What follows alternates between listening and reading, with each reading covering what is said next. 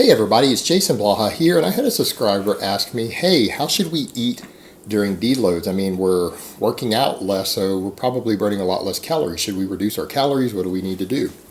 So let me put on my +5 out of weaponsmithing, work on skilling up my crafting a little bit, and let's go into some detail here. And the reason we need to go into detail here is because a lot of people have this mindset, and this would be maybe a more interesting mindset as far as burning less calories if we were talking about very serious, heavily enhanced top-level lifters. But the average lifter doesn't put in enough workload, particularly drug-free guys. You're not putting in enough workload that you're burning that many calories when you lift weights.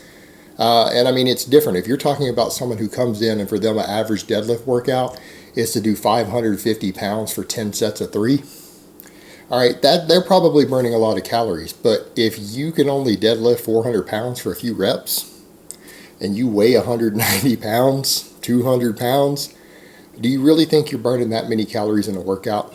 I mean, seriously. Same thing with squats. You know, you can squat 315 for 5 sets of 5. You really think that you're burning 500 calories during a workout or something here? Come on. Yeah, you might be burning 500 calories if you weigh 275, you're on tons of gear, and you end up doing 10 sets of 3 with 550 on the deadlift, and then you come in and do 10 sets of 3 with 500 pounds on the squat, and then you do an hour of accessory work behind it. Okay. But the average person just doesn't put in enough tonnage. They're not lifting 50,000 pounds per workout here. Their tonnage is very, very low. Most people, particularly drug-free people who are recreational lifters, not competing at a high level, you're probably only burning 200 calories at most during a weightlifting session. Unless you're doing it purely for caloric burn, in which case, you know, your energy would be better spent doing cardio. So on a deload week, you do know you're still lifting weights, right? You're still burning calories, but for most people, you're probably only burning 30, maybe 50 less calories on a deload workout.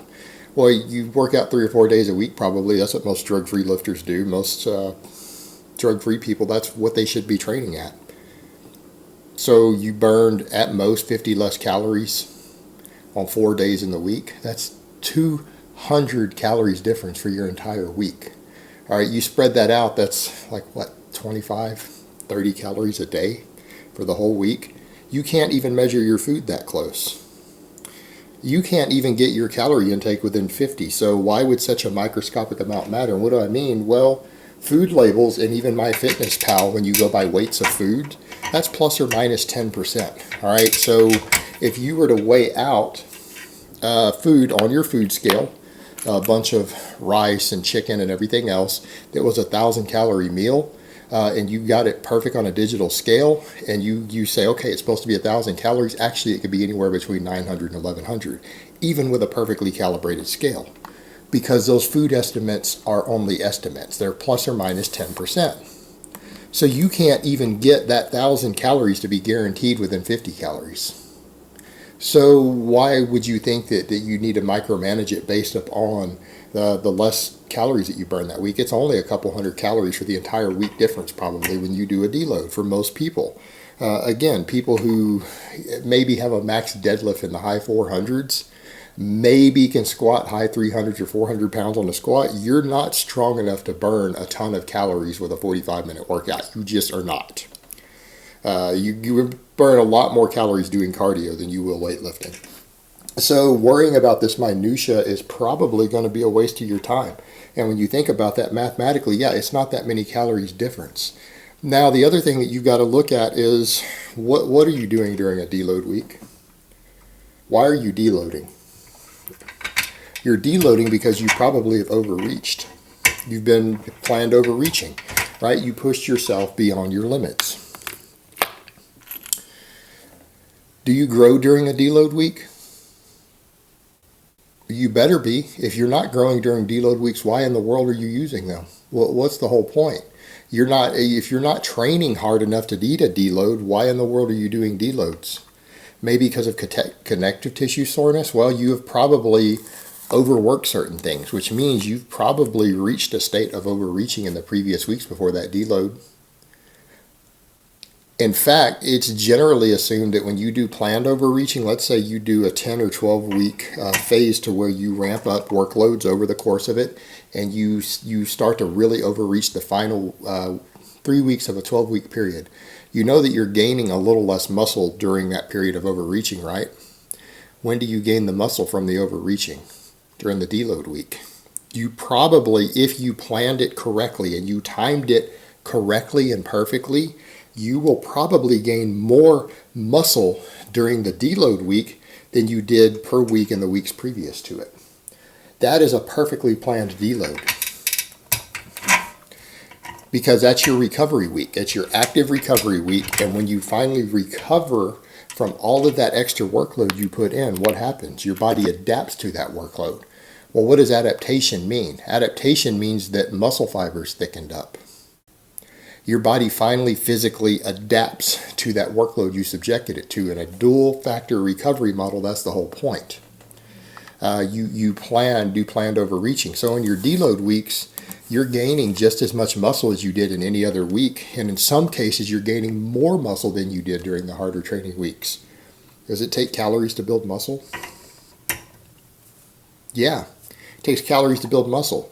And so when you see people who are like, well, I cut my calories back on my deload weeks, because I'm scared I'm just going to gain fat. And since, I'm not training that hard anyways, I'm probably not growing. I'm definitely burning less calories in the gym. You're burning a couple hundred less calories a week less in the gym. All right, that isn't going to be a significant number on a day-to-day basis. Where they're like, well, I cut my calories back 200 or 300. So you cut the food back that you need for the additional recovery on your deload weeks. Cutting the food back. So you recover less and you grow less during your deload weeks. Well, if people do that, I would ask the question, why the fuck did you bother to take a deload if you don't want to adapt and recover during it? Why don't you just train less hard through the rest of the year? If you're that worried about fat gain, then eat less food through the rest of the year and don't train quite as hard. That way you don't need a deload, because the whole point of a deload week is to make additional gains. People do stuff like this and they come back and say, well, you're wrong. I didn't add 10 pounds to my deadlift after my deload week. My squat didn't go up 10 pounds. My lifts didn't go up. I didn't get stronger after my deload week. Well, you got to look at them and go, with a lot of the people who do these strategies, and say, well, did you eat enough? Did you eat enough food to grow during your deload week? You went on cutting calories during a deload week, and so you cut for a week and you're surprised that you didn't get stronger. Why would this surprise you? When's the last time you went on a cut and gained strength? Cutting is not the best way to gain muscle and strength. I mean, this may come as a shock to some people, but when you cut, at best case, you keep the strength and muscle you have in an ideal situation. That's considered successful. Your scale weight goes down and you lose fat. You cut to lose body fat. You don't cut to get bigger and stronger. So that being said, why would it surprise anyone who reduces their calories 300 calories a day on their deload week that they didn't get bigger and stronger during that week? You're supposed to get bigger and stronger that week, but you fucked up and didn't eat. Why is this a surprise? That shouldn't be a surprise. But I would say that you need to rethink your training strategy in that case and your food strategy in that case, because on a deload week, you're supposed to get bigger and stronger. That's the whole point. You're supposed to grow. And if you undereat, again, I would ask people, what type of strategy is undereating and going on cutting calories for gaining muscle? That's not a very successful muscle gaining strategy. That's not a successful strength gaining strategy. You have to actually eat during your deload week. I'm not saying to eat and get fat. I'm not telling anyone to come in and eat an extra pound of cheesecake or, a big stick of butter or a bunch of fried chicken. I'm telling you that you need to maintain your normal calories that you would be eating to grow on during your deload week. If you don't, then don't expect the deload week to be successful. Now, sometimes people need to deload during their cuts. All right? Sometimes people need to deload during their cuts, and I'm going to say the same thing. If you are cutting and you push so hard that you overreach, that you weren't recovering due to your calories, and you're forced to take a deload week. This does happen. This absolutely happens. People will say, well, should I keep cutting during my deload week? No, you need to go back. You need to go off your diet during your deload week.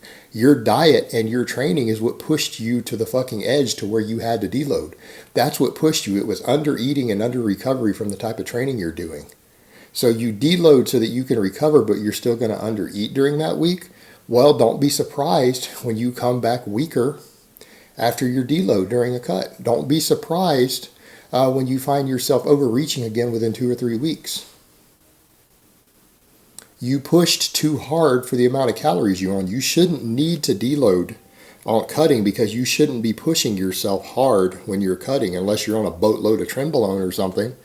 But most guys who want to push hard when they're cutting, they have to up their fucking dose. All right, they can't continue to train just as hard on the same amount of drugs they were even on when they cut their food way back. So if you didn't do that, if you're drug free or you are on drugs and you didn't up the dose, no, if you forced yourself to have to deload, you need to go back on maintenance calories. You need to actually eat enough to recover from, because if you don't, that deload is going to be a waste. That's going to be an absolute waste. You're not going to recover and adapt the way that you had hoped to. So you're going to continue to have overreaching problems after that for the rest of your cut. You're possibly going to reach overtraining. You're probably going to have a higher injury rate. So no, when you deload, I don't care whether you are bulking, recomping, or cutting, you're going to have to eat some actual food during your deload week, or it is not going to be successful. That's just a simple reality of it. And if you understand why you take deloads and the purpose they serve in the body, that makes perfect sense. All right, guys, but that's really all I have to say on that today. I hope it's been informative, and I will talk to you guys next time.